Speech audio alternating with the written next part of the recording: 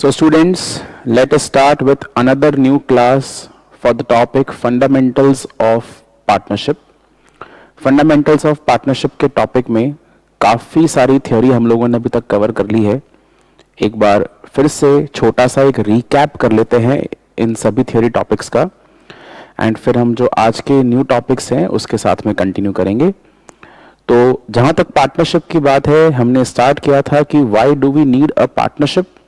तो मैंने आपको समझाया था कि भाई हम वर्क को डिवाइड करने के लिए, जब हमें एक्सपैंड करना होता है बिजनेस को, बहुत सारा वर्कलोड होता है, हमें कुछ अमाउंट ऑफ कैपिटल भी चाहिए होती है, तो हम सोचते हैं कि हम अकेले काम ना करके पार्टनरशिप के अंदर काम करें. तो पार्टनरशिप क्रिएट करने के लिए कम से कम कितने लोगों की रिक्वायरमेंट होती है? कम से कम 2 लोगों की रिक्वायरमेंट होती है. बट जो लेवल ऑफ इन्वॉल्वमेंट है पार्टनर्स का वो डिफर कर सकता है. पार्टनरशिप के जहां तक की डेफिनेशन की बात करी जाए तो section 4 of Indian partnership act 1932 में हमने पार्टनरशिप को डिफाइन किया था, जहां पे लिखा था partnership is the relation between 2 or more persons who have agreed to share the profits of a business carried on by all or any one of them acting for all. Now to understand this definition, we had discussed the various features of partnership, and the first feature was 2 or more persons. So dear students, in order to create a partnership, you at least require the presence of 2 persons, since without 2 persons, a partnership can never be formed. But talking about the maximum persons, so I would say that the maximum persons can be 50. Although the limit of 50 has not been given in the Partnership Act 1932, it has been given in the Companies Act 2013. Also, in order to form a partnership, we should have a valid agreement. That agreement can either be oral or it can be written. Although it is preferred to make a written agreement, and the written agreement is termed as what? Partnership deed. Then, a very important fact about the partnership is that the partnership has to be in relation to a business. That business should be a legal business, and moreover, the main objective of the business should be to earn what? Profits.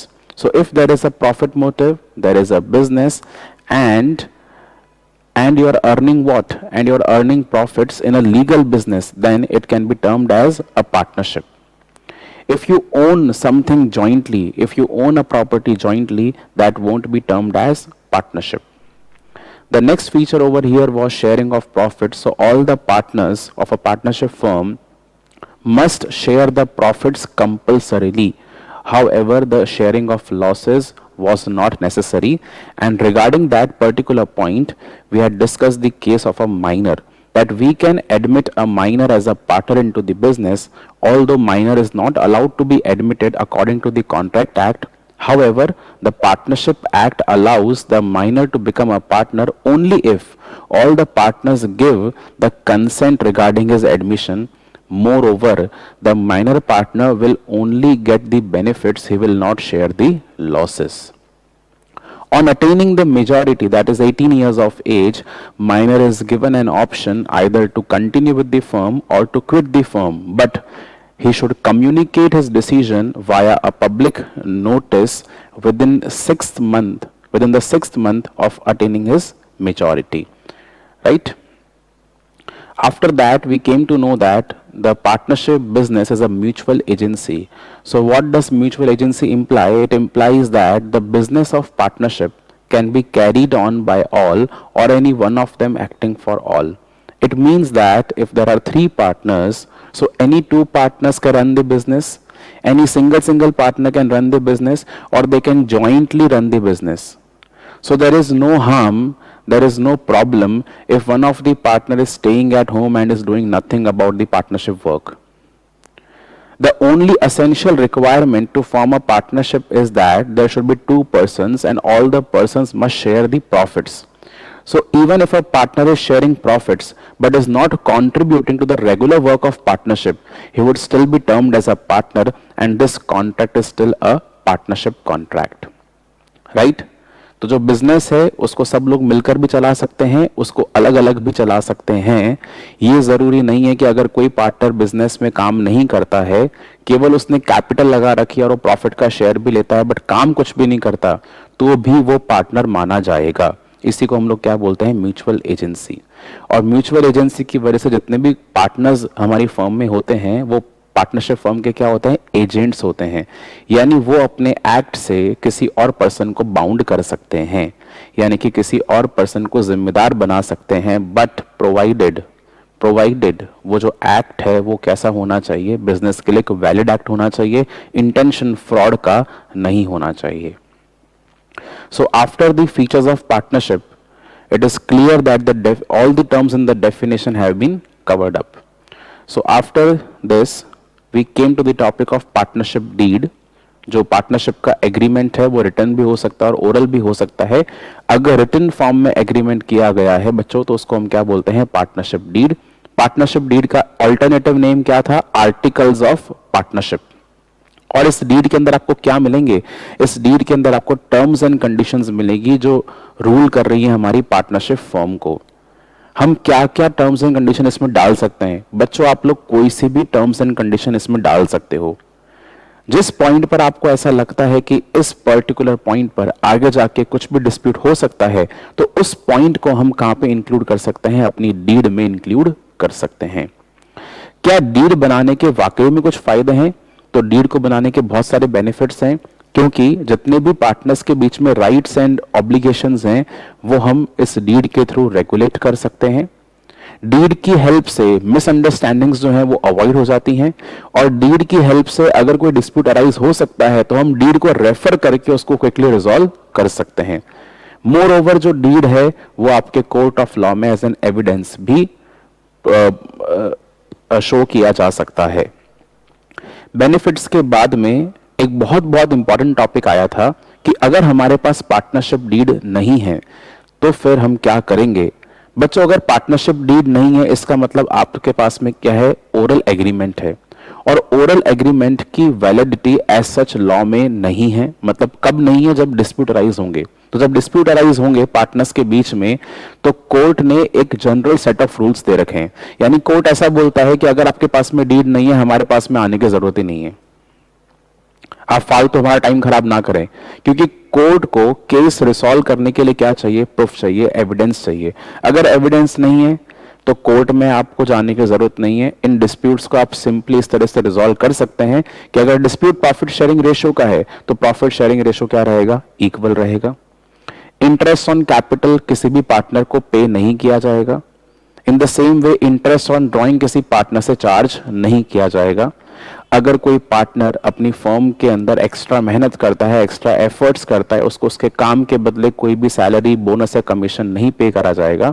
But एक ही फायदा है, वो केवल ये है कि अगर किसी पार्टनर ने अपने बिजनेस में एक लोन दे रखा है, यानी बिजनेस को पैसे दे रखे हैं, कैपिटल के अलावा लोन के फॉर्म में पैसे दे रखे हैं, तो उस पे उसको इंटरेस्ट मिल जाएगा। और जो इंटरेस्ट की रेट रहेगी बच्चों वो कितनी रहेगी, 6% पर एनम। इसके बाद में हमने देखा था टॉपिक राइट्स ऑफ पार्टनर्स का। सभी तरह के राइट्स मैंने आपको लिखवा दिए थे। बड़े सिंपल से राइट्स थे कि हर पार्टनर के पास एक अधिकार है कि वो बिजनेस के कंडक्ट में पार्टिसिपेट कर सकता है। यानी कि आप किसी भी पार्टनर को रोक नहीं सकते। पार्टनर्स म्यूचुअली एग्रीमेंट करके डिसाइड कर सकते हैं कि कौन कौन हिस्सा लेगा, कौन कौन हिस्सा नहीं लेगा। बट कोई भी पार्टनर किसी दूसरे पार्टनर को ये रोक नहीं सकता, ही कांट स्टॉप हिम कि भाई तुम काम पे नहीं आओगे, ऐसा अलाउड नहीं है। हर पार्टनर के पास में इक्वल राइट है बिजनेस के अंदर पार्टिसिपेट करने का। अगर वो पार्टिसिपेट करना चाहता है then nobody can stop him. Next, हर पार्टनर से सजेशंस लिए जाएंगे, उसकी बातें सुनी जाएंगी। So every partner is being given the opportunity of being heard। ऐसा नहीं कि आप किसी पार्टनर की बात नहीं सुनेंगे। अगर कोई पार्टनर एडवाइस दे रहा है, सजेशन दे रहा है, तो उसकी बातें सुनी जाएंगी।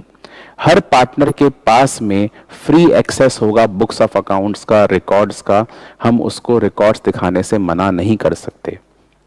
अगर पार्टनर ने वैलिड बिजनेस के लिए अपने खुद के पैसों से कुछ पेमेंट किया है, वो पेमेंट चाहे से लायबिलिटीज के लिए करा हो या एक्सपेंसेस के लिए किया हो, या इमरजेंसी में कोई ऐसा पेमेंट कर दिया हो जो उस टाइम पे फर्म के पास में नहीं था बट पार्टनर ने पे कर दिया, तो पार्टनर उसके बदले इंडेमनीफाई करवा सकता है अपने पेमेंट्स को, यानी पार्टनर जो है फर्म से वो पैसा दोबारा से ले सकता है। अपार्ट फ्रॉम दैट, जितने भी पार्टनर्स पार्टनरशिप फर्म में काम करते हैं, यानी कि जितने भी ओनर्स हैं, उनके पास में इक्वल राइट है पार्टनरशिप की प्रॉपर्टी का। हम किसी भी पार्टनर को ये डिनाई नहीं कर सकते कि आप ये वाली प्रॉपर्टी यूज नहीं कर सकते। अगर पार्टनरशिप फर्म की प्रॉपर्टी है, so every partner will have equal right to enjoy it. And the last point over here was कि हम एज अ पार्टनर किसी भी नए पार्टनर को आने से मना कर सकते हैं, यानी we have the right to stop the admission of a new partner. किसी भी न्यू पार्टनर को एडमिट होने से पहले हर पार्टनर की कंसेंट ली जाएगी। लास्ट पॉइंट बच्चों, आपको मैंने कहा था कि अभी हम कवर नहीं करेंगे, इसको हम कवर करेंगे एक सेपरेट चैप्टर में जिसका नाम है डेथ ऑफ अ पार्टनर। तो लास्ट पॉइंट को आपको छोड़ देना है, उसके बाद हम आगे बढ़ जाते हैं अब ड्यूटीज ऑफ पार्टनर्स। बच्चों राइट्स तो हमने कवर कर ही लिए थे, अब हम कवर कर रहे हैं ड्यूटीज। जिस तरह से हमने राइट्स को 1 बाय 1 कवर अप किया था, उस तरह से हम ड्यूटीज को भी 1 बाय 1 कवर अप करेंगे। ठीक है, मैं आपको समझाता जाऊंगा और आप नोट करते जाएंगे ड्यूटीज को 1 बाय 1। तो ड्यूटीज और राइट्स में डिफरेंस क्या होता है बच्चों? ड्यूटीज है ऑब्लिगेशन, ठीक है, और राइट्स है अधिकार। ठीक है, तो क्या क्या ऑब्लिगेशंस हैं पार्टनर्स के? सबसे पहला ऑब्लिगेशन क्या है? Carry on the business to the highest common advantage.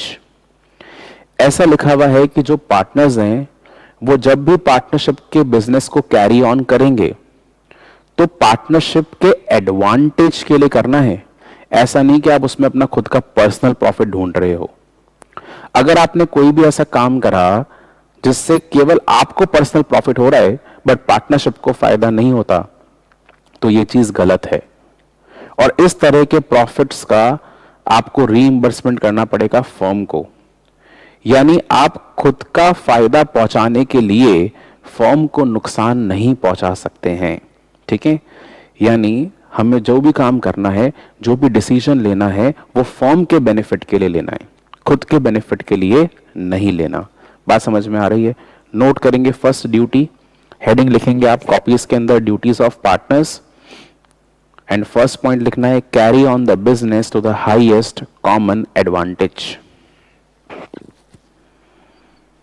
Carry on the business to the highest common advantage.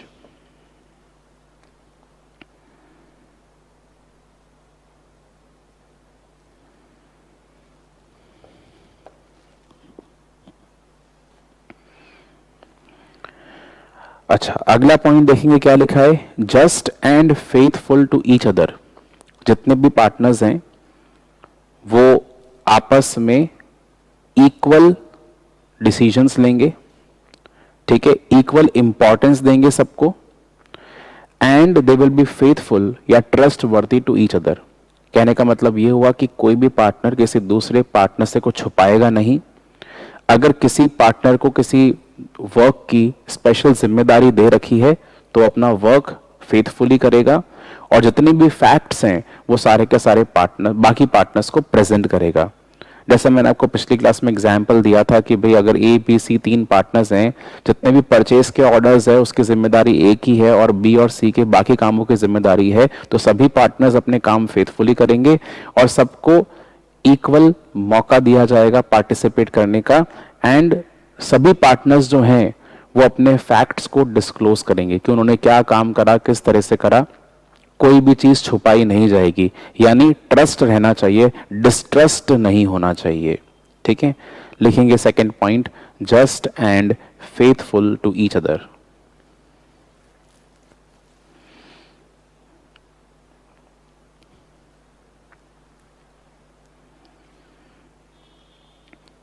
Next point लिखा है render to any other partner or his legal representative about the true account and information of all the things affecting the partnership firm।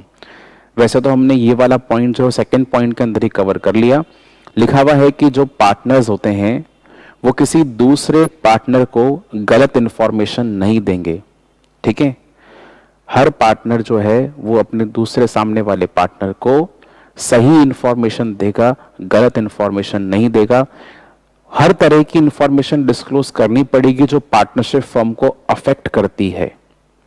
यानी कि अगर partner ए ने कोई decision लिया और वो डिसीजन जो उसने लिया वो पार्टनरशिप फर्म को अफेक्ट करता है, तो ये जो डिसीजन है वो उसको डिस्क्लोज करना होगा, राइट।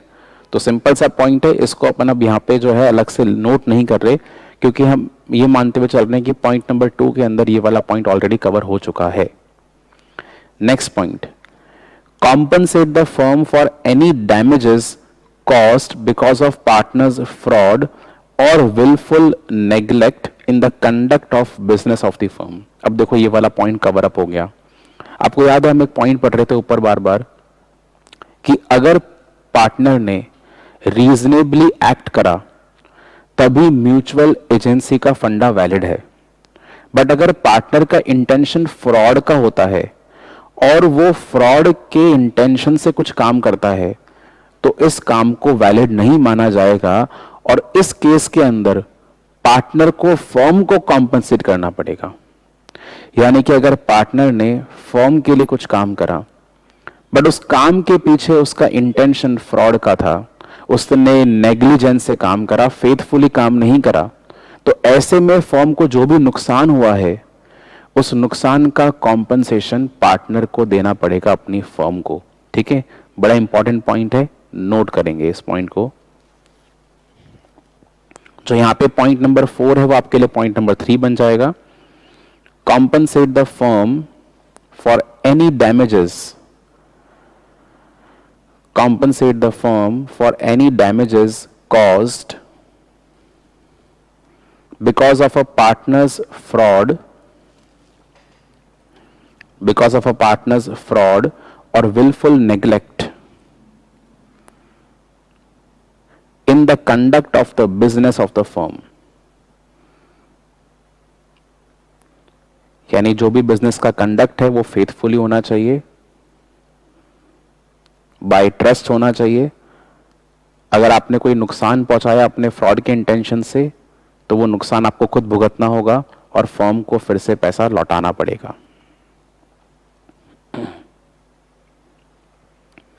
नेक्स्ट पॉइंट लिखा है, attend the duties diligently without remuneration. अब देखिए, कोई पार्टनर ऐसा बोलता है कि अगर मैं काम करने के लिए यहां पे आऊंगा तो मैं सैलरी लूंगा, यानी प्रॉफिट तो पार्टनर को मिल ही रहे हैं, पार्टनर जो है प्रॉफिट के अलावा सैलरी भी चाहता है। और जो बाकी पार्टनर्स हैं वो मना कर देते हैं कि भाई सैलरी नहीं, ऐसे ही काम करो। तो उस केस के अंदर जो पार्टनर्स हैं वो मना नहीं कर सकते काम करने से, क्योंकि ये आपकी ड्यूटी है। आप बिजनेस के ओनर हैं और ऑलरेडी आपको बिजनेस के प्रॉफिट्स मिल रहे हैं, एंड अगर हम आपसे कुछ एक्स्ट्रा काम चाहते हैं तो आप वो एक्स्ट्रा काम आकर करिए, बट उसके बदले जरूरी नहीं है कि आपको रेम्यूनरेशन मिलेगा। अगर सारे पार्टनर्स आपस में एग्री करते हैं तो रेम्यूनरेशन पे किया जा सकता है। Now what is remuneration? Remuneration का मतलब additional payment apart from the profits. वो सैलरी के फॉर्म में हो सकता है, वो कमीशन के फॉर्म में हो सकता है, वो बोनस के फॉर्म में हो सकता है, वो फीस के फॉर्म में हो सकता है। मैं आपको इसका एग्जाम्पल दे सकता हूं। मान लेते हैं पार्टनरशिप फॉर्म है जिसमें एक्स, वाई एंड जेड काम कर रहे हैं। वाई जो है वो काफ़ी सारे एक्स्ट्रा एफर्ट्स भी करता है, जैसे वाई की अकाउंटिंग की नॉलेज काफ़ी अच्छी है तो वाई अकाउंटेंट का काम भी कर लेता है अपनी फर्म के लिए। अब वाई बोल रहा है कि अगर आप मुझे एक्स्ट्रा सैलरी दोगे तो ही मैं काम करूंगा, वरना मैं काम नहीं करने वाला। तो इसका मतलब ये हुआ कि वाई अपनी ड्यूटीज जो है वो डिलीजेंटली नहीं कर रहा है। बात समझ में आ रही है? यानी अगर एक्स और जेड भी वाई की बात को अग्री कर जाते हैं तब तो हम वाई को रेम्यूनरेशन पे कर सकते हैं एक्स्ट्रा वर्क के लिए। बट अगर एक्स और जेड अग्री नहीं करते तो फिर वाई को ये वाला काम करना चाहिए। ये काम करना वाई की ड्यूटी है, क्योंकि ये जो बिजनेस है वो कंबाइंडली कौन ओन करते हैं? X, Y and Z combinedly own करते हैं। तो ओनर को ही बिजनेस के फायदे के बारे में सोचना चाहिए। अगर ओनर ही गलत सोचेगा बिजनेस के लिए, इसका मतलब ये हुआ कि जो ओनर है वो अपनी ड्यूटीज को पूरा नहीं कर रहा है। तो हर पार्टनर की सोच ये होनी चाहिए कि वो अपनी ड्यूटीज को डिलीजेंटली करेगा without demanding the remuneration. Although अगर सब पार्टनर्स चाहें तो वो रेम्यूनरेशन उसको पे कर सकते हैं। नोट करेंगे next point, attend the duties diligently without remuneration. Attend the duties diligently without remuneration. यहां पे डिलीजेंटली का मतलब बच्चों ये हुआ कि नेग्लिजेंस के बिना,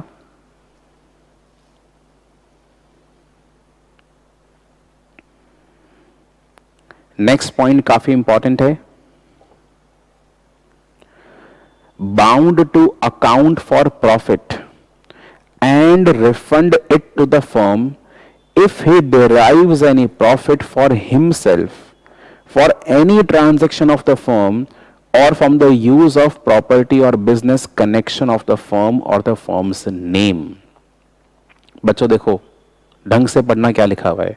मैंने आपको पहले भी कहा था कि पार्टनर्स जो बिजनेस करेंगे वो बिजनेस के फायदे के लिए करेंगे, बट अगर कोई पार्टनर बिजनेस का नाम इस्तेमाल करके या किसी बिजनेस के क्लाइंटेल को इस्तेमाल करके खुद के लिए फायदा निकाल लेता है, तो जितना भी उसने फायदा अर्न करा वो फायदा उसको फर्म को लौटाना होगा। इंपॉर्टेंट बात क्या है, अगर फर्म के नाम पर उसको खुद को फायदा होगा तो उस फायदे को फर्म को लौटाएगा, बट अगर उससे खुद कोई नुकसान हो गया तो उस नुकसान को फर्म शेयर नहीं करेगा। आप मेरी बात समझना, मैं यहां पे क्या बोलना चाह रहा हूं। ABCD 4 पार्टनर्स हैं बिजनेस के। ए जो है उसका बहुत अच्छा नेटवर्क है और जितने भी लोग उसके नेटवर्क में हैं उसका सर्कल काफी बड़ा है, तो सब लोग जानते हैं कि जो ए है वो एक पार्टनरशिप फर्म में काम करता है। तो जो पार्टनरशिप फर्म है उसके अंदर 3 पार्टनर्स और हैं ए के अलावा, ये बात सबको मालूम है। अब ए क्या करता है, जहां भी जाता है वो इस पार्टनरशिप फर्म के सहारे खुद के पर्सनल कॉन्टैक्ट्स बना लेता है और फिर उनसे पर्सनली डीलिंग्स करके खुद के लिए प्रॉफिट अर्न कर लेता है। तो अब एक बात समझिए कि यहां पे जब ए बाकी लोगों से इंटरैक्ट कर रहा है तो सबको क्या मालूम है कि जो ए है वो इस फर्म का पार्टनर है। इस फर्म के अंदर बी सी डी भी हैं, तो जो भी सामने वाले पर्सन ए के साथ में डीलिंग करते हैं वो ये सोचकर डीलिंग करते हैं कि जो ए है वो इस पार्टनरशिप फर्म में काम कर रहा है और ये पार्टनरशिप फर्म की काफी अच्छी गुडविल है। यानी फर्म की अच्छी गुडविल की वजह से ए के साथ बाकी सब लोग डीलिंग्स कर रहे हैं और ए जो है वो इन डीलिंग से काफी सारा प्रॉफिट अर्न कर लेता है। सवाल ये उठता है कि क्या ए ये प्रॉफिट अपने पास में रख सकता है, तो इसका जवाब बच्चों ये है कि ए ये प्रॉफिट अपने पास में नहीं रख पाएगा, क्योंकि ए ने बिजनेस फर्म के कनेक्शन को इस्तेमाल करके और बिजनेस फर्म के नेम को इस्तेमाल करके ये प्रॉफिट्स कमाए हैं। अगर ए इंडिविजुअली खुद की कैपेसिटी में प्रॉफिट अर्न करता और बिल्कुल भी ये डिस्क्लोज नहीं करता डीलिंग के समय कि वो किसी फर्म के साथ में एसोसिएटेड है या वो इस पर्टिकुलर जगह पर काम करता है, तो फिर ऐसे केस के अंदर ए अपना प्रॉफिट खुद अपने पास में रख सकता था। बट अगर ए ने फर्म का कनेक्शन यूज करा है या फर्म का नेम यूज करा है उस डीलिंग के अंदर, तो उसने जो भी प्रॉफिट पर्सनली कमाया है वो उसका पर्सनल प्रॉफिट नहीं है, वो फर्म का प्रॉफिट है और वो प्रॉफिट फर्म को लौटाया जाएगा। इनफैक्ट इंपॉर्टेंट बात यहां पे ये है कि अगर किसी पार्टनर ने फर्म की प्रॉपर्टी यूज कर फर्म का कोई असेट यूज कर खुद के लिए प्रॉफिट अर्न करा है तो वो प्रॉफिट भी उसे लौटाना होगा। एग्जाम्पल के तौर पर समझाता हूं मैं आपको, जहां पे एक्स वाई जेड 3 पार्टनर्स हैं, तो एक्स को कुछ पर्सनल काम करना था, मतलब एक्स को खुद की एक पर्सनल डीलिंग करनी थी जहां पे फर्म का कोई इन्वॉल्वमेंट नहीं था ना। उसने डिस्क्लोज करा कि वो फर्म के नाम से डीलिंग करना चाहता है, बट एक्स ने अपनी पर्सनल डीलिंग करने के लिए जो पेमेंट्स हैं वो फर्म के बिजनेस अकाउंट से कर दिए।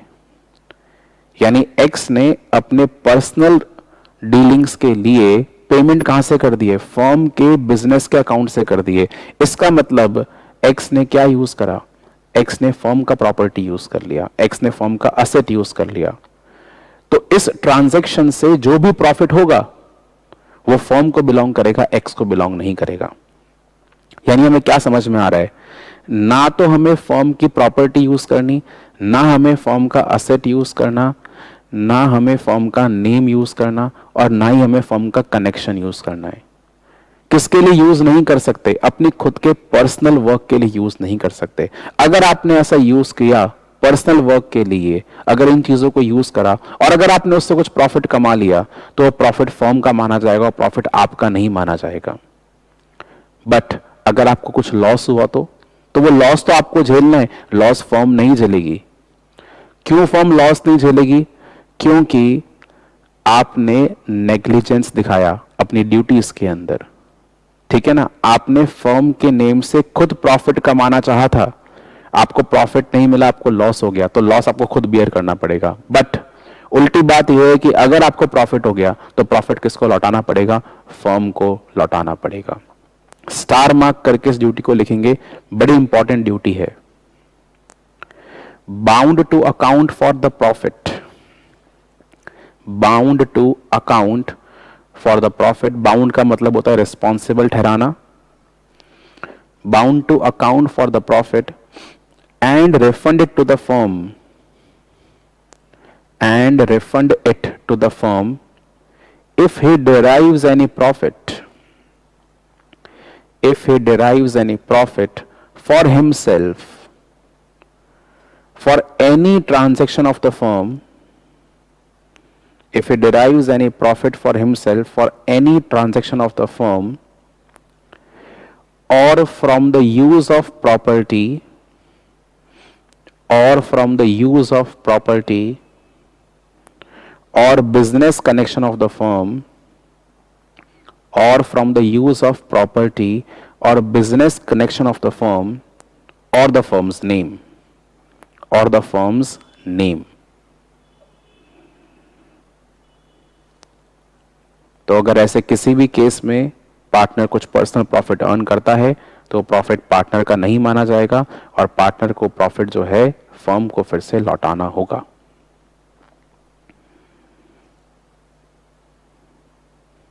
समझ में आ रहा है, इंपॉर्टेंट पॉइंट है, इस पॉइंट को आप स्टार मार्क करेंगे।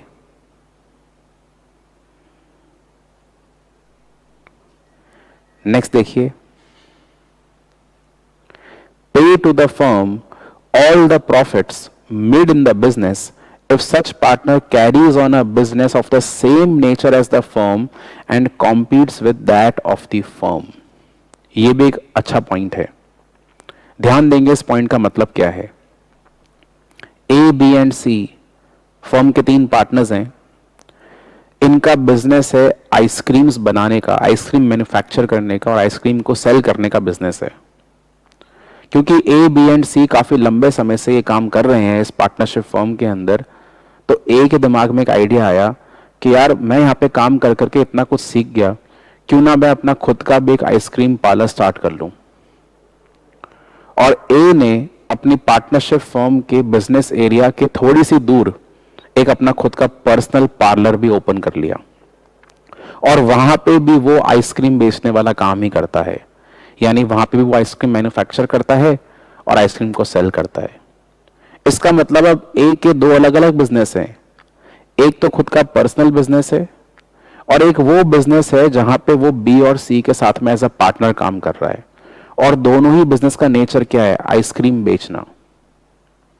ए ने जो ये बिजनेस ओपन करा उसके लिए ए के पास में एक्सपर्टीज और स्किल कहां से आया, पिछले वाले बिजनेस से आया जो उसने कहां पे सीखा था, बी और सी के साथ में सीखा था फर्म के अंदर। इसका मतलब यह हुआ कि ए ने तो अपने खुद के ही एक बिजनेस के साथ में कंपटीशन कर लिया। तो अब अगर ए खुद भी पर्सनली वही काम करता है जो उसकी फर्म कर रही है, तो जितने भी प्रॉफिट्स ए कमा लेगा वो सारे के सारे प्रॉफिट्स ए के नहीं होंगे, वो अगेन फर्म के माने जाएंगे। आप समझ रहे हैं, फिर से ये वाला जो पॉइंट है it is again in connection with the previous point, क्योंकि यहाँ पे कहीं ना कहीं हमने अपने खुद के बिजनेस का कनेक्शन यूज करा है, हमने अपने खुद के बिजनेस का एक्सपर्टीज यूज करा है, जिससे हम खुद प्रॉफिट कमा रहे हैं, पर्सनली प्रॉफिट कमा रहे हैं। तो वो प्रॉफिट पूरा पूरा किसको बिलोंग करेगा? पार्टनरशिप फर्म को बिलोंग करेगा। अब कई बच्चों के दिमाग में इस पॉइंट को सुनकर एक बात समझ में आ रही होगी कि इसका मतलब सर ये हुआ कि हम आगे बढ़ा नहीं सकते बिजनेस को। बेटा, आप आगे बढ़ा सकते हो। अगर आपको एक और आइसक्रीम का पार्लर खोलना था तो उसके अंदर भी पार्टनर्स कौन होने चाहिए थे? ए, बी एंड सी तीनों पार्टनर्स बन जाने चाहिए थे। बट ए ने अकेले काम कर लिया और बी और सी को उसने पार्टनर नहीं बनाया। इसका मतलब ए का खुद का पर्सनल बिजनेस है, तो ए को ये सारा का सारा प्रॉफिट किसको रिफंड करना पड़ेगा? फर्म को रिफंड करना पड़ेगा। यानी वही तरह का काम आप जगह जगह पे कर सकते हो, बट जहां भी वो काम करोगे वहां पे पार्टनर्स कौन होने चाहिए? ए, बी एंड सी। बात समझ में आ रही है या नहीं आ रही? यानी कोई भी पार्टनर वही काम खुद से नहीं कर सकता जो उसका बिजनेस फर्म ऑलरेडी कर रहा है। तो पार्टनरशिप फर्म में जो हम काम करते हैं वैसा का वैसा काम खुद हम पर्सनली खुद के नाम पर नहीं कर सकते। अगर हम ऐसा करेंगे तो जो भी प्रॉफिट्स हम पर्सनली अर्न कर रहे हैं वो सारे के सारे प्रॉफिट हमें रिफंड करने पड़ेंगे। किसको रिफंड करने पड़ेंगे? फर्म को रिफंड करने पड़ेंगे। राइट? तो लास्ट वाला पॉइंट भी आप स्टार मार्क करके लिखेंगे, very very important point, note down करिए। Pay to the firm, pay to the firm all the profits, pay to the firm all the profits made in the business, made in the business if such partner carries, if such partner carries on a business, if such partner carries on a business of the same nature, such partner carries on a business of the same nature as the firm,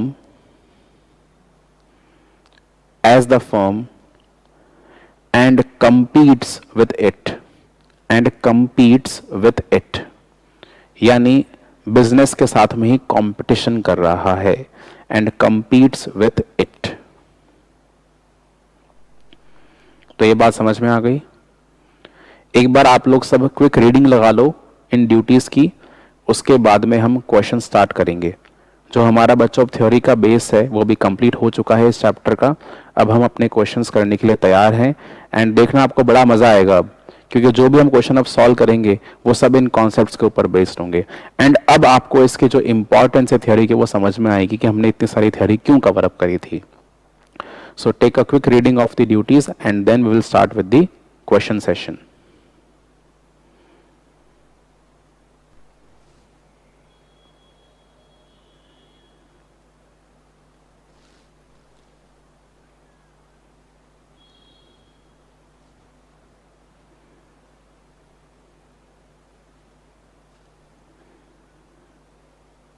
कोई भी अगर doubt आ रहा हो duties में तो आप अपने question को रेज कर सकते हैं। Do not hesitate to ask your doubts.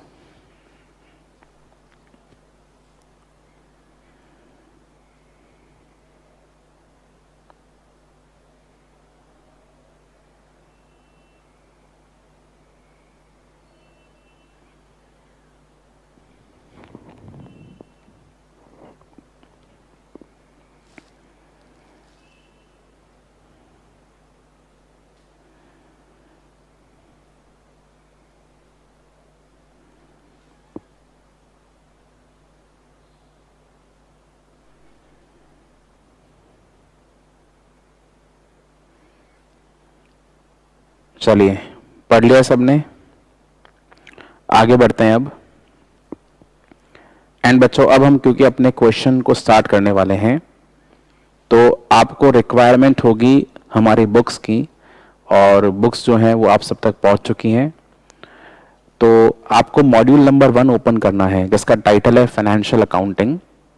बच्चों मैं आपको 3 बुक्स देने वाला हूं, जिसके अंदर जो मॉड्यूल नंबर 1 है that will be about the partnership firms and not for profit organisations. Module number 2 जो है that is about the company accounts and financial analysis. और मॉड्यूल नंबर 3 के अंदर कुछ मिसलेनियस प्रैक्टिस क्वेश्चंस हैं, प्लस उसमें कुछ थ्योरी का पोर्शन भी कवर्ड है एडिशनली।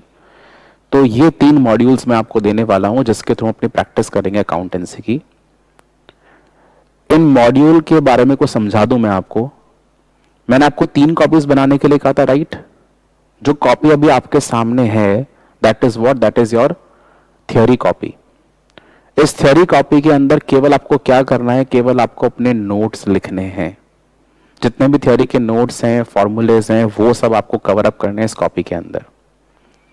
उसके अलावा मैंने आपसे 2 कॉपीज के लिए और कहा था, जो थी हमारी class work copy and homework copy. तो जो आपकी अब क्लास वर्क कॉपी होगी वो आपकी क्वेश्चन कॉपी होगी, जो हम क्लास में सॉल्व करने वाले हैं उसकी जो क्वेश्चन कॉपी है वो आपकी क्लास वर्क कॉपी है। एडिशनली आप लोग की एक होमवर्क कॉपी भी होगी, जो मैं आपको होमवर्क के लिए क्वेश्चंस दूंगा प्रैक्टिस करने के लिए, वो आप सॉल्व किस में करेंगे, होमवर्क कॉपी के अंदर सॉल्व करेंगे। चलते हैं हमारी बुक पर, एक बार आप बुक खोलकर देखिए। Come to the page number 5, come to page number 5 of our book. और इस पेज नंबर 5 के अंदर आप देख सकते हैं डे 1 कॉन्सेप्ट लिखा है। बच्चों ये डे क्या है और कॉन्सेप्ट क्या है वो समझिए। मैंने हर चैप्टर को ना डे वाइज डिवाइड किया हुआ है।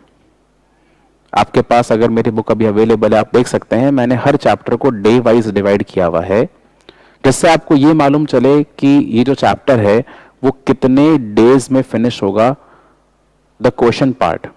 क्योंकि कॉन्सेप्ट का पार्ट हम अलग लेके चलते हैं।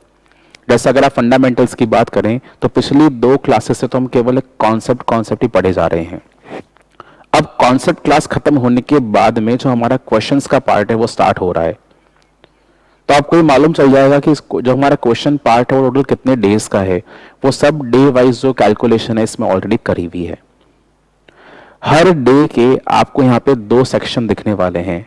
अगर आप बुक को ढंग से देखेंगे तो डे 1 का जो कॉन्सेप्ट यानी डे 1 में हम कॉन्सेप्ट के रिगार्डिंग क्वेश्चंस करेंगे। तो अभी तक जो हम पार्टनरशिप की थ्योरी पढ़ रहे थे ये पार्टनरशिप का कॉन्सेप्ट था, और जो हम कॉन्सेप्ट के क्वेश्चंस करेंगे उसको आप देखिए मैंने 2 सेक्शन में डिवाइड किया हुआ है। पेज नंबर 5 पे लिखा है अंडरस्टैंड टू रिवाइज, एंड बच्चों पेज नंबर 6 अगर आप देखेंगे तो पेज नंबर 6 पे लिखा है रिवाइज टू रिमेंबर।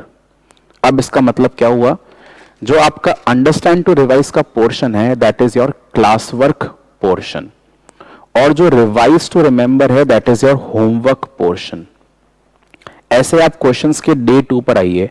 क्वेश्चंस के डे 2 पर टॉपिक लिखा है इंटरेस्ट ऑन कैपिटल, यानी कि हम इंटरेस्ट ऑन कैपिटल के टॉपिक के रिगार्डिंग क्वेश्चंस करने वाले हैं। तो अब से आपको पहले से मालूम होगा कि सर आज की क्लास में क्या कराने वाले हैं। ऐसे ही आप डे 2 के अंदर भी देखेंगे तो हमने 2 सेक्शन में डिवीजन कर रखा है। पहला है understand to revise and revise to remember, यानी कि पहला वाला क्लास वर्क का सेक्शन है, अगला वाला होमवर्क का सेक्शन है। तो आप सब बच्चों को होमवर्क जो है पहले से ही एडवांस के अंदर मालूम होगा। यानी अगर मैं किसी दिन पर आपको होमवर्क नहीं भी लिखवाऊं तो आपको मालूम होना चाहिए कि हर दिन का होमवर्क हमारे पास ऑलरेडी है। जैसे आज की क्लास के बाद में आपके होमवर्क के क्वेश्चन नंबर कौन कौन से हो जाएंगे, 8, 9 एंड 10, राइट? मैं आपको ये बताने नहीं वाला, बस मैं बोलूंगा होमवर्क करके लेकर आना। तो होमवर्क करके लेकर आने का मतलब यह है कि आपको होमवर्क के क्वेश्चन पहले से मालूम है, और वो क्वेश्चन आज के लिए कौन से हैं, 8, 9, 10। ऐसे ही नेक्स्ट क्लास के बाद जो आपका होमवर्क हो जाएगा वो हो जाएगा क्वेश्चन नंबर 16 से लेकर क्वेश्चन नंबर 21, राइट?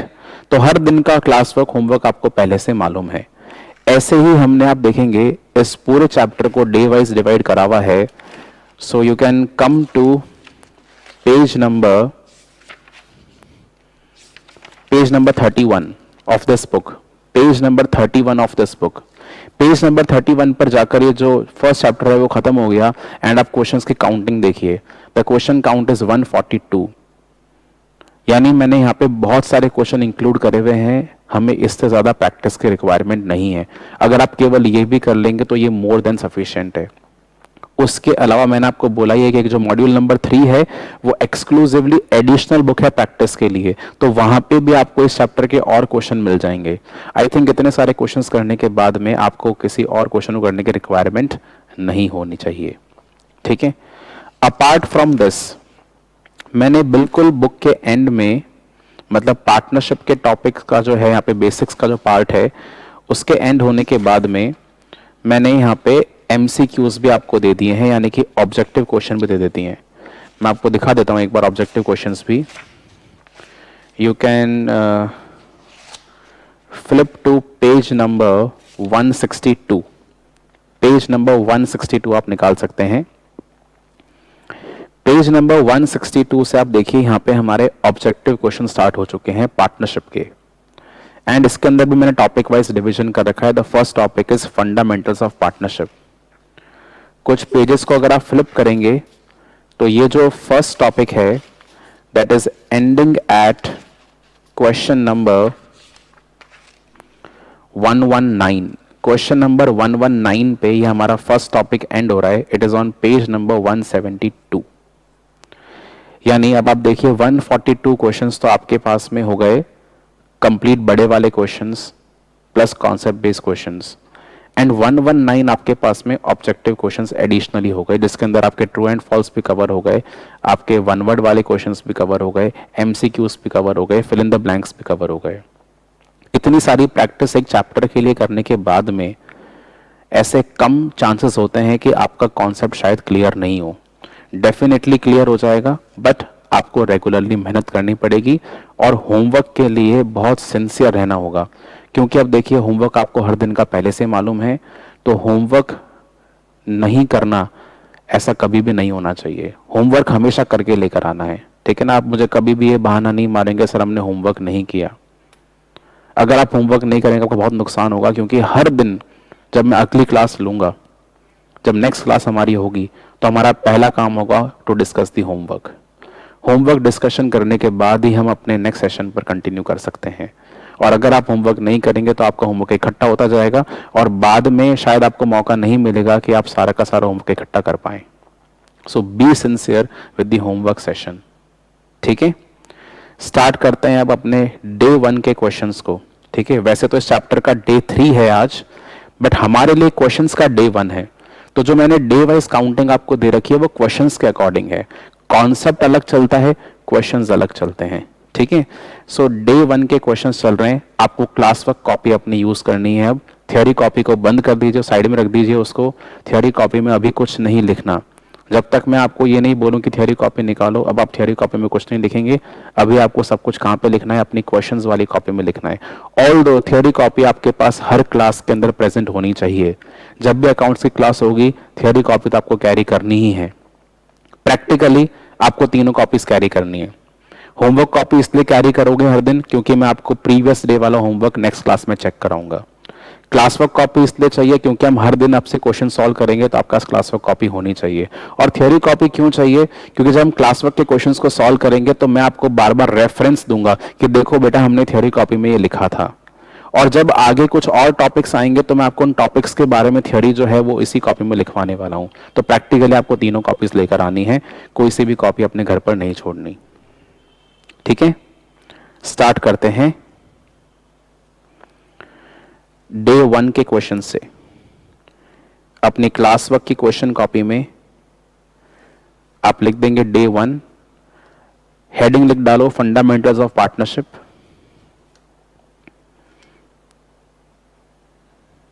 हेडिंग लिख देना फंडामेंटल्स ऑफ पार्टनरशिप।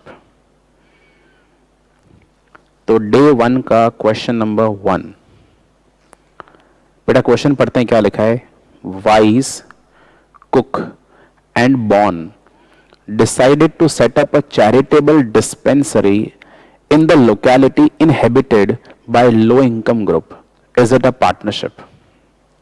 बच्चों क्या लिखा है क्वेश्चन में? 3 लोग हैं, एक का नाम है वाइज, दूसरे का नाम है कुक और तीसरे का नाम है बॉन। ये एक बिजनेस में एंटर करना चाहते हैं, बट जो इनका बिजनेस है वो चैरिटेबल डिस्पेंसरी का है। बोल रहे हैं क्या ये पार्टनरशिप है या नहीं है। जितनी भी थ्योरी आपने इन 2 दिनों के अंदर मेरे साथ में पढ़ी है, आप एनालाइज करके बताइए क्या ये पार्टनरशिप है या नहीं है। इज इट अ पार्टनरशिप और it is not a partnership? What is your call on it? बच्चे बोल रहे हैं सर ये पार्टनरशिप नहीं है। अच्छा, तो क्या रीजन है पार्टनरशिप नहीं बन पाने का? आप बोलेंगे सर यहां पे वर्ड आ गया चैरिटेबल। बिल्कुल ठीक कह रहे हैं, वर्ड आ गया चैरिटेबल। पार्टनरशिप हमेशा हमेशा किसकी होनी चाहिए? एक बिजनेस की होनी चाहिए, वो बिजनेस लीगल होना चाहिए, वो बिजनेस प्रॉफिट मेकिंग होना चाहिए। बट यहाँ हमारा पर्पस क्या है? चैरिटी। एंड जहाँ पे चैरिटी का पर्पस होगा वहाँ प्रॉफिट मोटिव नहीं होगा, और जहाँ प्रॉफिट मोटिव नहीं होगा हम उसे पार्टनरशिप नहीं कह सकते। तो क्वेश्चन नंबर 1 में आपका आंसर क्या होना चाहिए? It is not a partnership because the purpose over here is charity, it is not to earn the profits, right? तो लिखेंगे अपन, it is not a partnership, it is not a partnership because the intention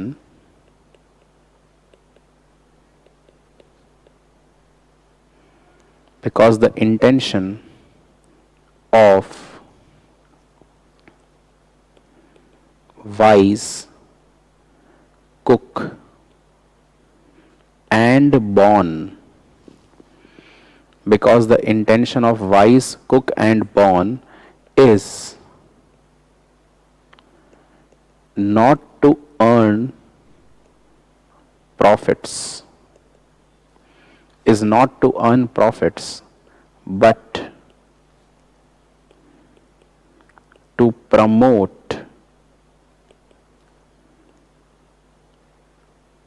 welfare and charity,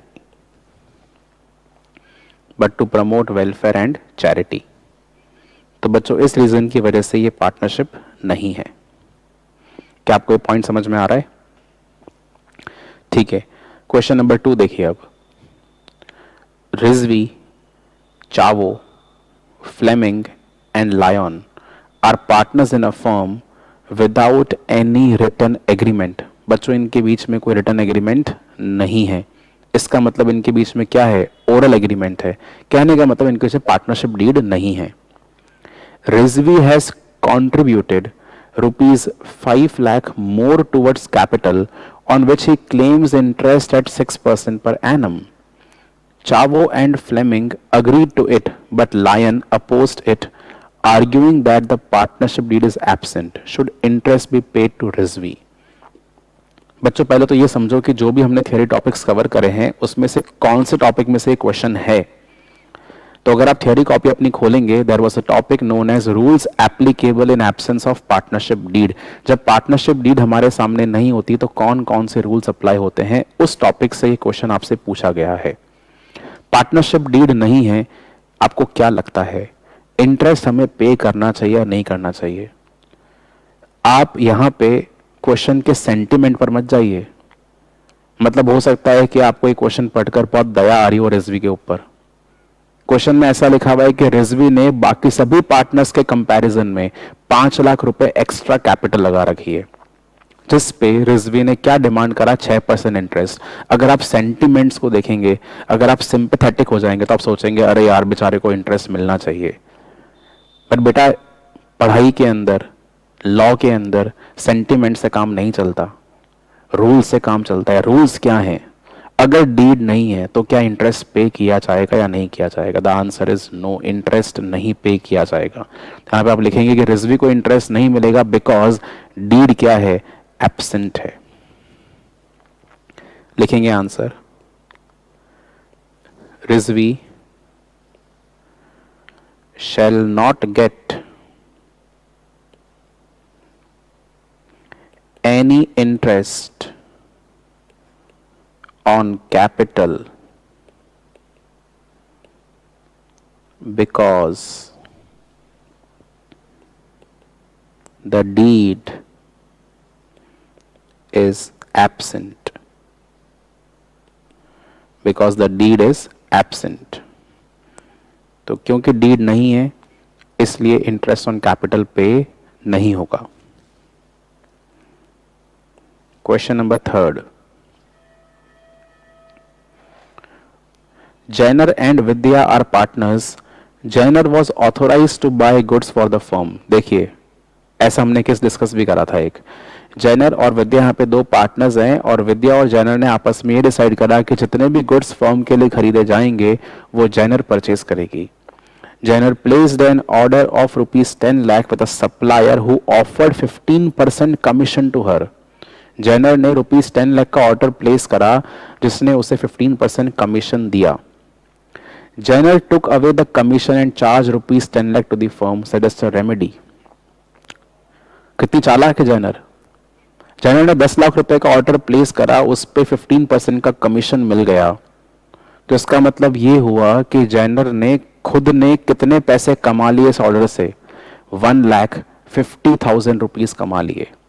अब मुझे बताइए, Jenner ने जो profit कमाया वो क्या खुद ने पर्सनली कमाया? नहीं. उसको ये जो कमीशन मिला है वो किसकी वजह से मिला है? वो बिजनेस के कनेक्शन की वजह से मिला है, बिजनेस की प्रॉपर्टी को यूज करने से मिला है, बिजनेस का नेम यूज करने से मिला है. तो क्या ये जैनर जो है वो ये कमीशन अपने पास में रख सकती है कि नहीं रख सकती? The answer is yes or no. Is Jainer capable of keeping this amount of commission with herself? The answer is no. Jainer has to refund the amount of commission to the firm. Why so? Because the commission of 15% is earned by whom? Is earned by the firm, not by Jainer. Jainer ने firm का connection use करके ये commission earn किया है. ये commission Jainer को belong नहीं करेगा. Jainer को ये commission किसको लौटाना पड़ेगा? फर्म को लौटाना पड़ेगा. बात समझ में आ रही है? यानी जैनर को क्या करना चाहिए था? फर्म को 10 लाख रुपीस चार्ज नहीं करने चाहिए थे. फर्म को चार्ज कितना करना चाहिए था? केवल 8,50,000. क्योंकि आप ऐसा बोल सकते हैं कि 10 लाख पे 15% का डिस्काउंट मिल गया. तो इन शॉर्ट कितना पैसा लगा? ओनली 8,50,000. राइट. तो यहां पे आंसर लिखते हैं अपन. Jainer has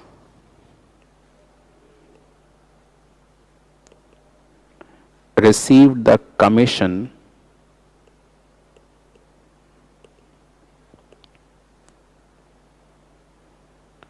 on account of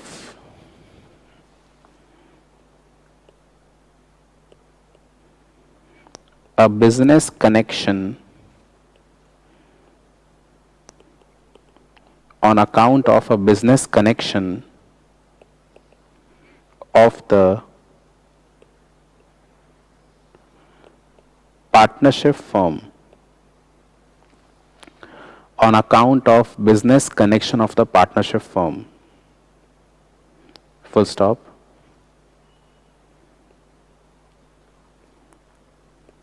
Such commission must be refunded by Jainer to the firm.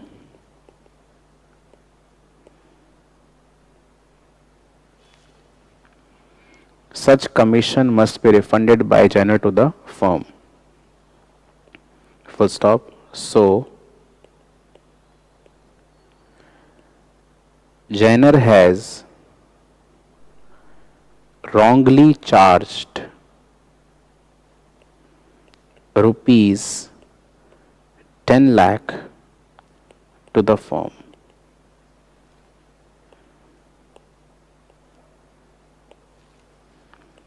So Jainer has wrongly charged rupees 10 lakh to the firm. यानी कि Jainer को इन शॉर्ट कितना charge करना चाहिए था? She could have charged only rupees 8,50,000. Third question समझ में आ रहा है सबको? देखिए एक एक थ्योरी का पॉइंट हमें काम आ रहा है यहां पे. फोर्थ क्वेश्चन देखिए अब.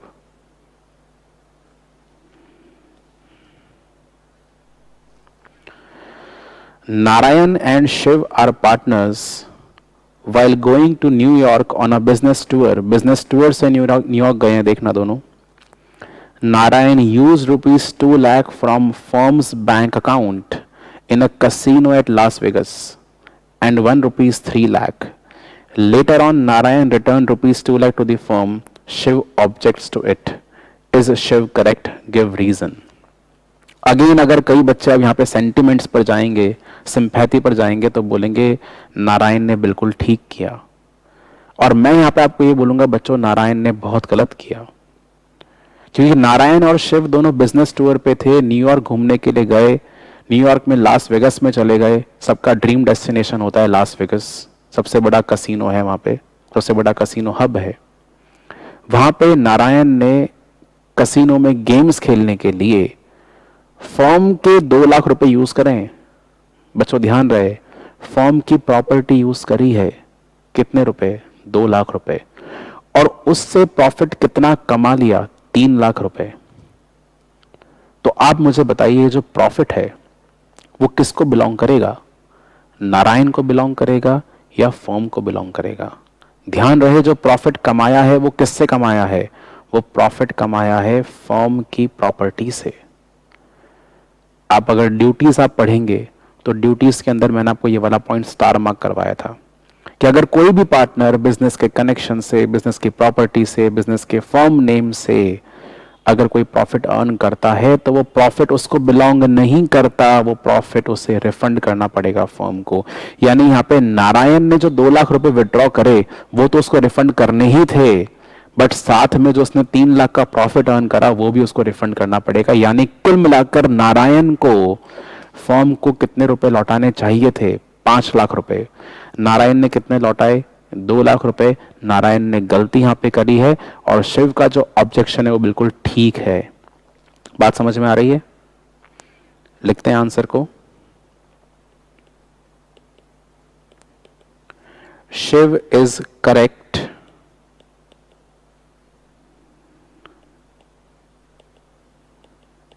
in objecting it because Narayan has used firm's property or asset to make a personal profit,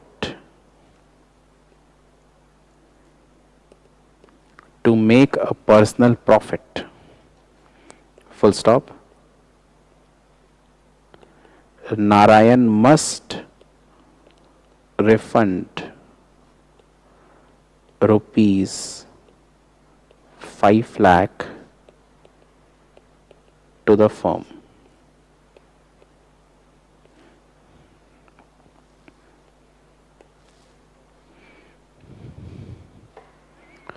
concept clear हो रहा है सबको? अब जो भी हमने थ्योरी के अंदर पढ़ा उसको हम जस्टिफाई कर पा रहे हैं, देखिए क्वेश्चंस के through.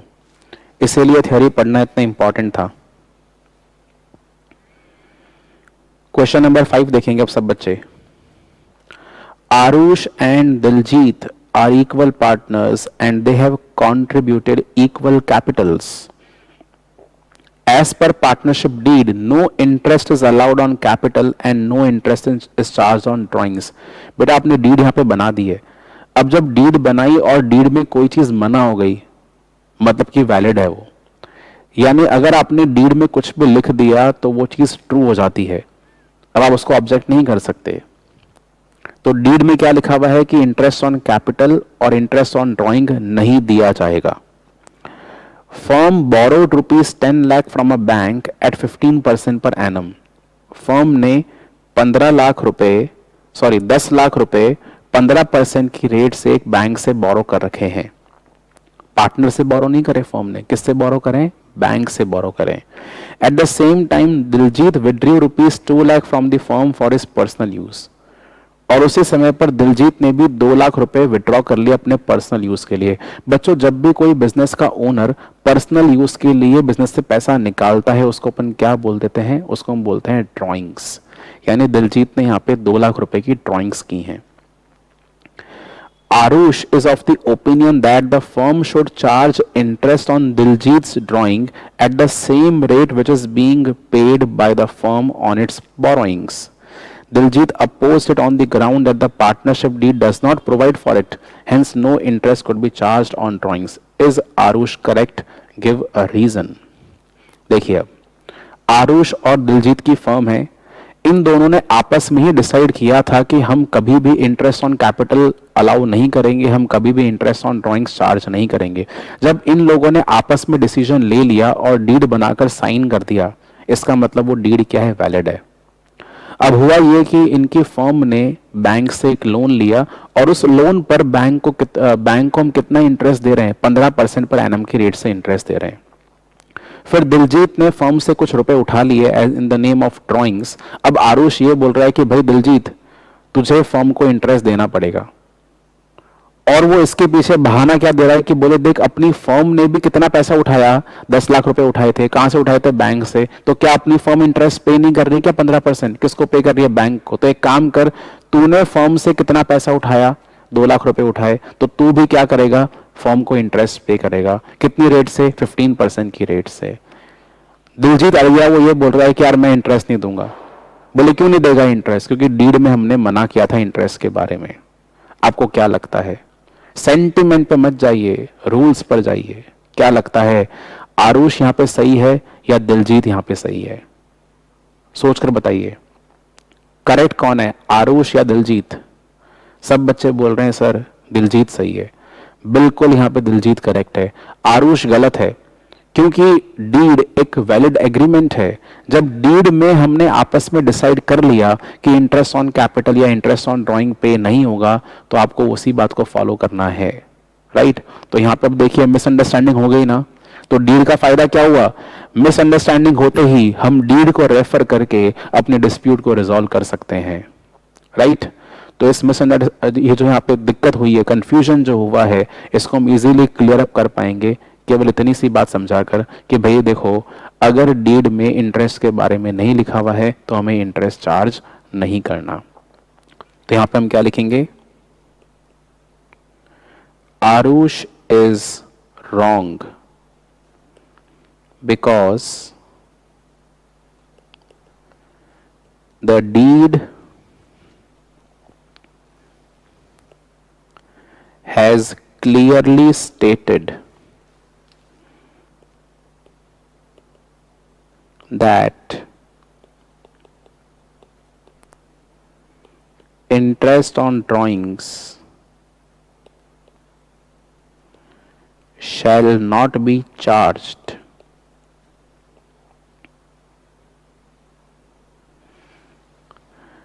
deed has clearly stated that interest on drawings shall not be charged.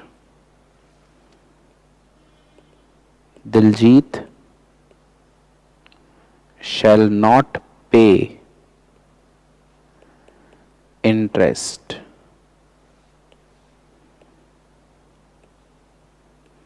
on drawings made by him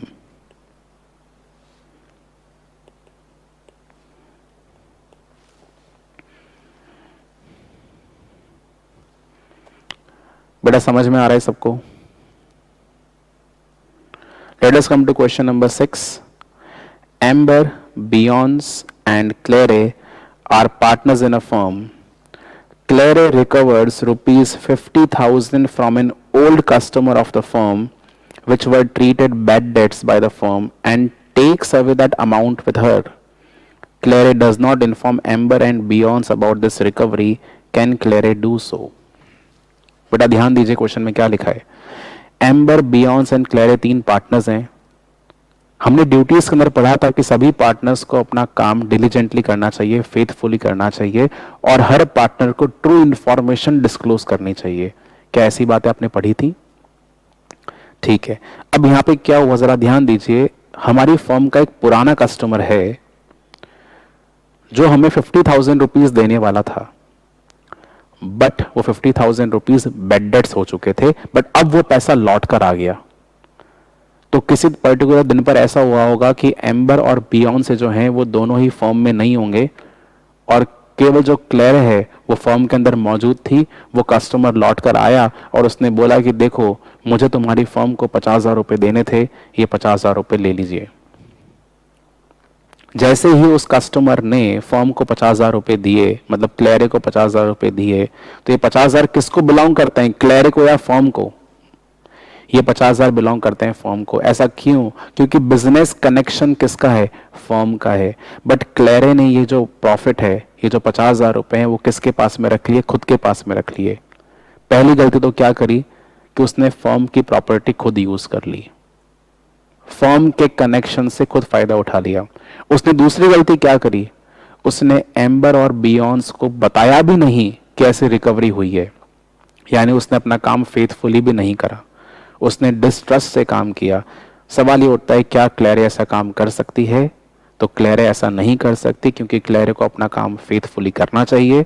और उसने ये जो 50,000 रुपए खुद के पास में रख लिए, वो किसको लौटाने पड़ेंगे? फर्म को लौटाने पड़ेंगे, क्योंकि ये जो 50,000 रुपए हैं, ये क्लेरे का पर्सनल कनेक्शन नहीं है। ये कनेक्शन किसका है बच्चों?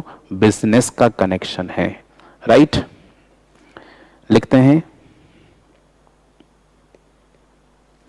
क्लेरे cannot hide the fact of recovery from the other partners,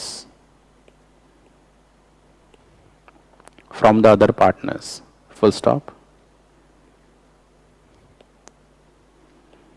She has to disclose it to them. Also, rupees 50,000 must be refunded to the firm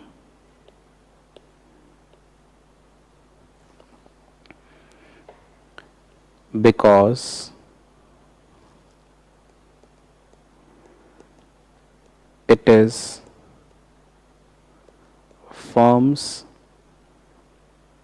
property or asset. Because it is firm's property or asset.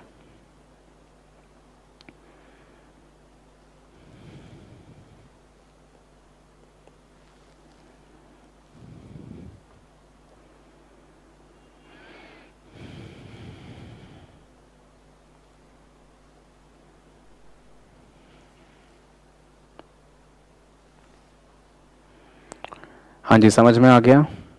तो आज के आखिरी question पर आते हैं। इसके बाद हमारे होमवर्क के क्वेश्चंस हैं जो आपको घर पे ट्राई करने हैं। नेक्स्ट क्लास में हम चेक कराएंगे इन क्वेश्चंस के आंसर्स को। Viraj, Shilpa and Kavit formed a partnership firm without any deed. Deed इनके पास में नहीं है, यानी कि ओरल एग्रीमेंट है। Viraj and Shilpa desire that Kavit should not participate in the conduct of business of the firm. बताइए कितनी गलत बात है। आप याद करिए टॉपिक राइट्स ऑफ पार्टनर्स का। याद नहीं आ रहा तो अपनी थियरी कॉपी खोल सकते हैं। यहाँ पे हमने क्या लिखा था? हर पार्टनर के पास में इक्वल राइट है बिजनेस में पार्टिसिपेट करने का। क्या कोई भी पार्टनर इस राइट को रोक सकते हैं? नहीं। अगर सभी पार्टनर्स म्यूचुअली अग्री करें तो ऐसा पॉसिबल है, क्योंकि पार्टनरशिप बिजनेस क्या है? म्यूचुअल एजेंसी है। हर पार्टनर मिलकर भी काम कर सकते हैं, अलग अलग भी काम कर सकते हैं, बट आप किसी पार्टनर को काम करने से रोक नहीं सकते जब तक कि वो खुद ऐसी इच्छा आपको जाया नहीं करे कि हाँ मुझे काम नहीं करना, मुझे अलाउ कर दो, तो बात अलग है। बट आप किसी पार्टनर को रोक नहीं सकते हो। आगे लिखा है, also they admitted their employ Amit as a partner in their firm. He had granted a loan of rupees 5 lakh at 10% per annum to the firm prior to the date he became partner of the firm. The partners are now insisting to provide interest on loan at 6% per annum only to Amit. Can Kavit be prevented from participation? Can interest rate be lowered? देखिए बच्चों, इस question के अंदर यहाँ पे दो अलग अलग पार्ट हैं। सबसे पहला पार्ट क्या है? हमें ये सोचना है कि क्या कवित को हम पार्टिसिपेशन से मना कर सकते हैं? तो इसका जवाब है नहीं, मना कर सकते, क्योंकि हर पार्टनर के पास में इक्वल राइट है बिजनेस में पार्टिसिपेट करने का। ठीक है, तो एक बार पहले पॉइंट का आंसर लिख लेते हैं। कवित shall not be prevented from participation because every partner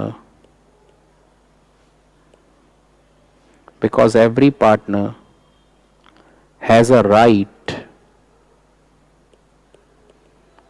to participate in the conduct of business. ठीक है, तो बच्चों ये तो पहला पॉइंट हो गया. अब दूसरा पॉइंट क्या है? इन तीनों ने मिलकर अमित नाम के एक एम्प्लॉय को बिजनेस का पार्टनर बना लिया. इन तीनों ने अमित नाम के एक एम्प्लॉय को अपने बिजनेस का पार्टनर बना लिया है. और अब ये जो अमित है, अमित के पार्टनर बनने के बाद में एक इंटरेस्ट ऑन लोन की जो रेट है उसको अपन कम करना चाहते हैं. अच्छा, अब कम करने वाली बात कहां से आई? हमारे पास डीड नहीं है. तो डीड नहीं होती तो केवल एक चीज फायदे में होती है. वो फायदा क्या होता है? इंटरेस्ट ऑन लोन का. कि अगर पार्टनर ने फर्म को कुछ लोन दे रखा है तो उस लोन पे उसको इंटरेस्ट मिलेगा. पर कितनी रेट से मिलेगा? 6% पर एनम की रेट से मिलेगा. ये बात कहां लिखी हुई थी? Rules applicable in case of absence of partnership deed. यहां पे अगला सवाल यह है कि क्या हम ये इंटरेस्ट की रेट कम कर सकते हैं या नहीं कर सकते? अगेन मैं आपको बोलूंगा इसका आंसर भी नो है. आप सोच रहे होंगे कि सर आप गलत बोल रहे हैं इस बात को. ये जो अमित है वो तो पार्टनर बन गया ना. तो पार्टनर ने लोन दे रखा है फर्म को 50,000 रुपए का, तो उसको इंटरेस्ट कितनी रेट पर मिलना चाहिए? 6% की रेट पर. और 6% की रेट पर क्यों मिलना चाहिए? क्योंकि क्या नहीं है? डीड नहीं है. तो सर आपने तो बात पढ़ाई थी और आप ही मना कर रहे हो.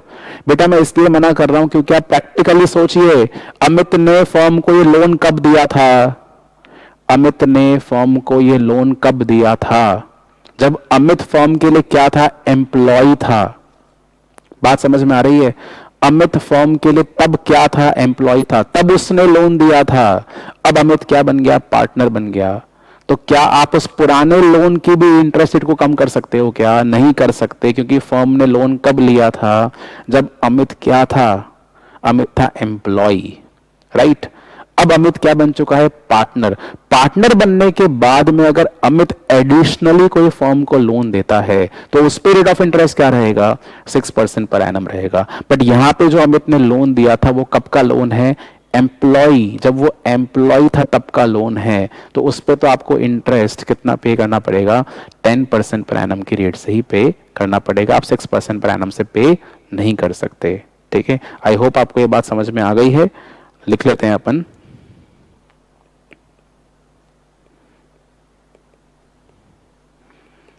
The rate of interest on Amit's loan cannot be lowered